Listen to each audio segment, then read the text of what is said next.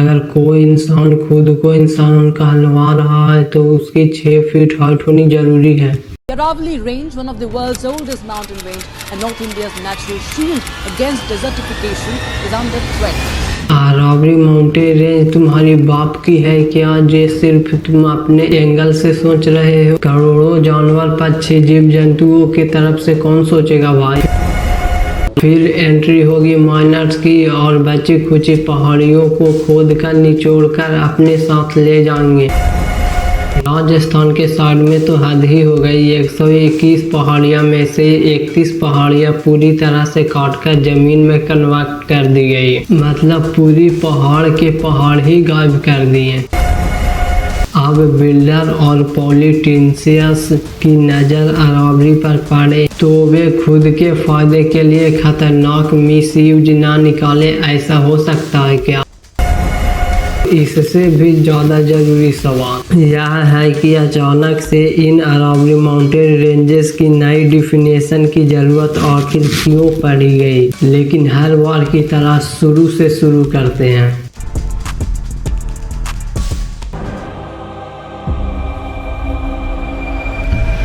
अगर कोई इंसान 6 फीट से लंबा नहीं है तो वे इंसान ही नहीं है। कैसी बेतुकी सी बातें लग रही है ना ये सुनने में। पर मैं कहूँ इंडिया की ओल्डेस्ट माउंटेन रेंज से भी पुरानी माउंटेन रेंज यानी अरावली माउंटेन रेंज कितनी हिस्सा अरावली माना जाएगा और कितना हिस्सा माइनिंग माफिया और लैंड माफिया को सौंप दिया जाएगा। इसके लिए भी ऐसी बेतुकी सी डिफिनेशन दी गई है कि कोर्ट ने इस प्रकार के डिफिनेशन एक्सेप्ट भी कर लिया। पर क्या है यह अरावली रेंज? और अगर माइनिंग माफिया और लेड माइनिंग माफियाओं को सौंप भी दी जाएगी तो क्या होगा? अरे भाई बिल्डिंग बनवाना है, डेवलपमेंट करवाना है तो रेत, मिट्टी, बंजरी, कंकड़, पत्थर, लेड, कॉपर, जिंक, मार्बल वगैरह कहीं से तो लेना पड़ेगा ना। तो अरावली से ले लो, क्या फर्क पड़ता है। यह सिर्फ बड़ी बात नहीं, बहुत बड़ी बात है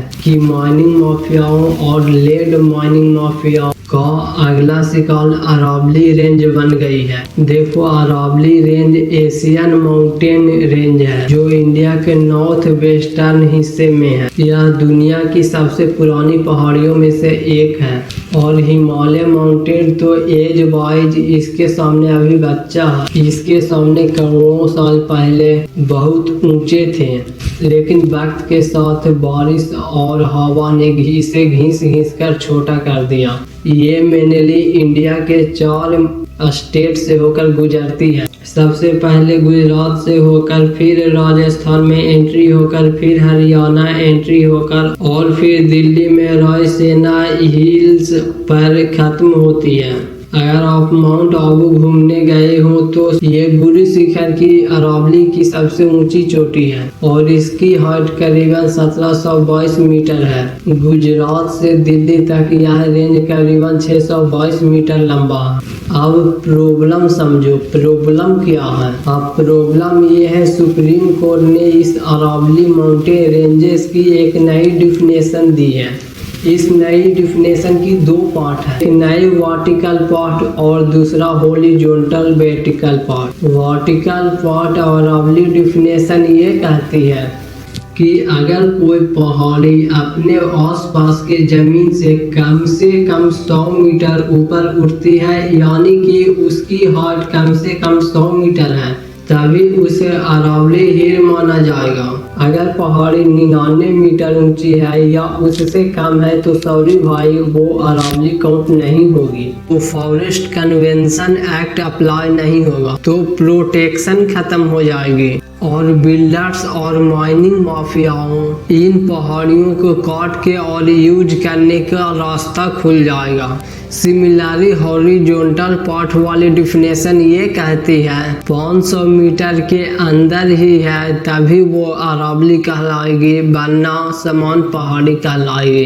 अगर 500 मीटर से ज्यादा होंगे तो वे अलग डिस्टेंस होंगे, यह रेंज नहीं होंगे। यानी कि फिर से नई प्रॉब्लम यह है नया रूल 90% पहाड़ियों को प्रोटेक्शन से बाहर कर देगा। और एनवायरमेंटलिस्ट कह रहे हैं अब माइनिंग के लिए दिक्कत यह है कि अरावली रेंज 8.7% पहाड़ियाँ ऐसी हैं जो 100 मीटर ऊंची है, बाकी सारी की सारी तो 100 मीटर से छोटी है। अगर इसे संख्या में देखा जाए तो अरावली माउंटेन रेंज की संख्या 12,081 पहाड़ियों में से 11,033 पहाड़ियाँ तो ऐसी है जो 100 मीटर रूल को क्वालिफाई ही नहीं करेगी। सिर्फ केवल 1048 पहाड़ियाँ ही ऐसी है जो इस रूल को क्वालिफाई कर पाएगी। तो इसका मतलब यह है कि 91.3% पहाड़ियों पर खतरा मंडरा रही है। अब लेड माफियाओं को खतरा, माइनिंग माफियाओं को खतरा, हजारों पेड़ काटे जाने की खतरा। क्योंकि आप खुद समझो ना, अरावली माउंटेन रेंज कुछ आज के दिन ऐसी दिखती है, इसमें से अगर मैं 90% से ज्यादा पहाड़ियाँ कटवा दूंगा तो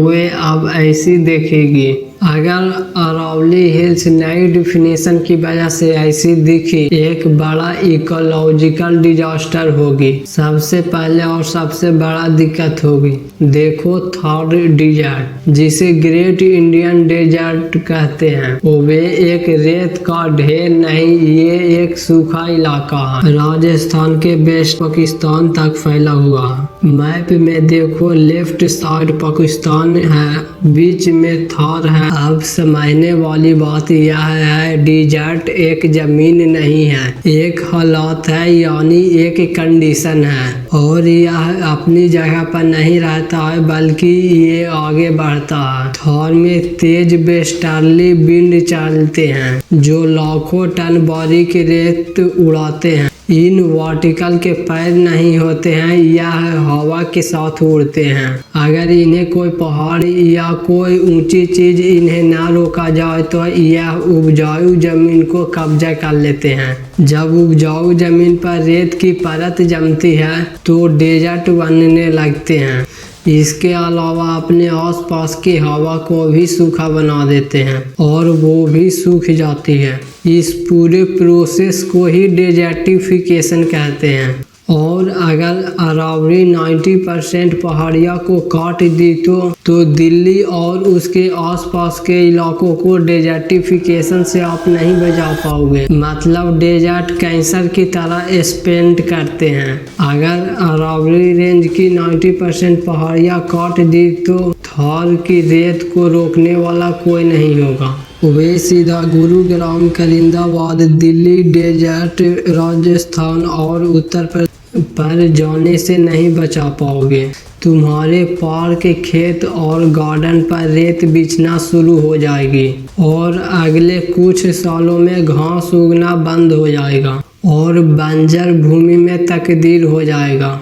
प्लस जो गर्म लू चलती है वो और ज़्यादा जानलेवा हो जाएगा, क्योंकि ठंडा जंगल माइनिंग माफियाओं को ऑलरेडी दे ही रहे हो। और सबसे बड़ी दिक्कत होगी कॉरिडोर तोड़ने की। हमने इन एंगल से तो इन मुद्दों को सोच लिया कि अगर अरावली रेंज नहीं रही तो इंसानों को क्या होगा। हमने किया इस एंगल से इस मुद्दे को कि अगर अरावली रेंज की 90% की पहाड़ियाँ काट दी जाए तो वाइल्ड लाइफ का क्या होगा।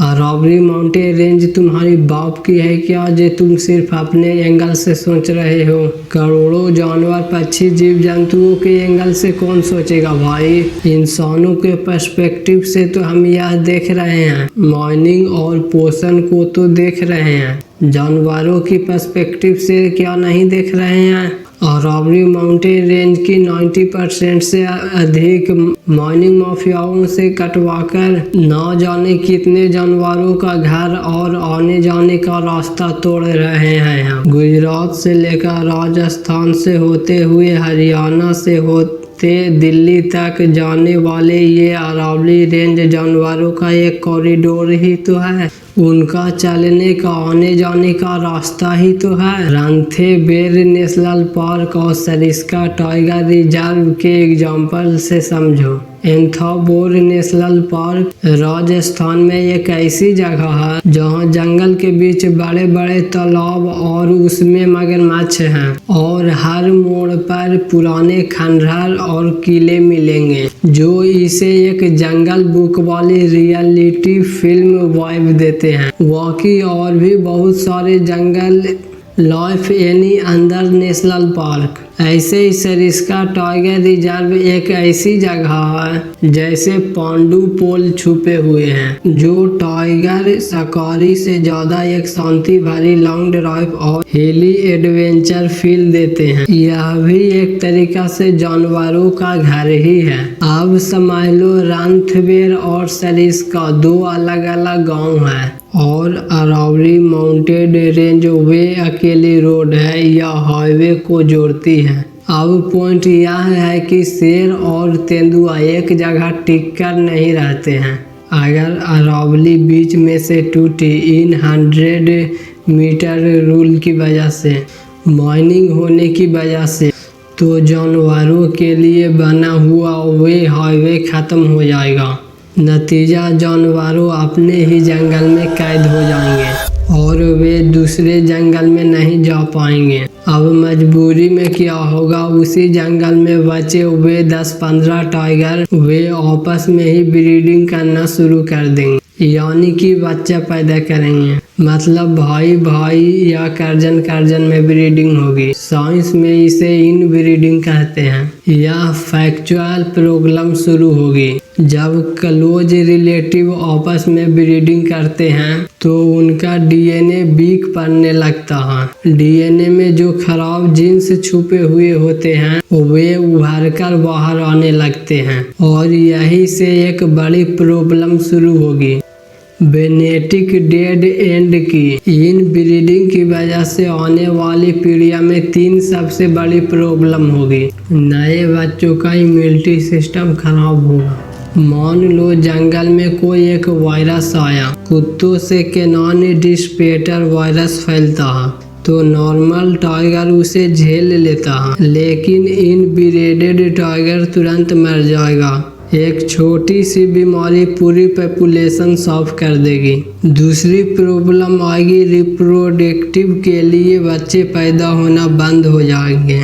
साइंटिफिक रिसर्च कहती है इन ब्रीडिंग से स्पर्म काउंट कम हो जाता है और बच्चे पैदा करने की ताकत खत्म होने लगती है। कई बार बच्चे पैदा तो होते हैं पर वे अंधे, लंगड़े, दिल की बीमारी के साथ पैदा होते हैं। तीसरी बड़ी प्रॉब्लम आएगी वॉकिंग डेड की। साइंटिफिकली इसे एक्सटिंक्शन वर्टेक्स कहते हैं। जिंदा दिखेंगे, घूमते दिखेंगे, लेकिन जेनेटिक लेवल पर वे जिंदा लॉस बन चुके होंगे क्योंकि उसके पास फ्यूचर में सरवाइव करने का डीएनए बचा ही नहीं होगा।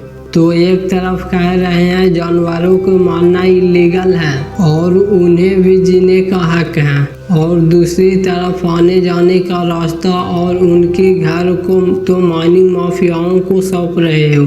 अगर अरावली रेंज 90% से ज़्यादा काट दी गई तो सबसे बड़ी दिक्कत होगी वाटर मैनेजमेंट की। आप प्रॉब्लम समझो, ये वाटर क्रीसिंग वाला प्रॉब्लम क्या है। देखो अरावली रेंज और एक सिटी पानी के साथ एक अलग ही व्यवहार करते हैं।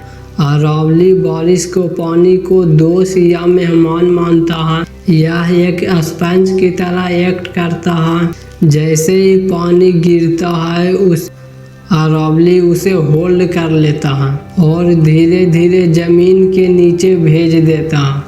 यह एक सीधा एक्वीफर्स यानी कि जो नेचुरल पानी की टैंक है उसको भरता है। जैसे ग्राउंड वाटर रिचार्ज होता है और सड़क पर पानी नहीं भरता है। लेकिन अगर बिल्डर्स ने पहाड़ काटकर वहां पर एक सिटी का निर्माण कर दिया तो वे पानी को दुश्मन या कचरा मानेगा। सिटियों में मैक्सिमम कंक्रीट और सड़कें होते हैं जो वाटर प्रूफ होते हैं।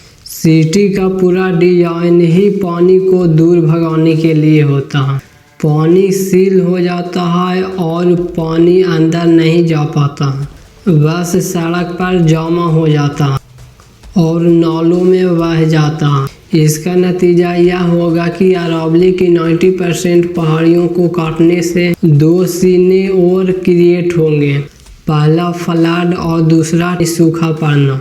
इसको हल्के में लेना बहुत बड़ी बेवकूफ़ी होगी। इन 100 मीटर हाइट रूल की वजह से कितना बड़ा वाटर क्राइसिस आएगा। आज के लिए इतना ही, मिलते हैं किसी नए वीडियो में। बहुत बहुत धन्यवाद।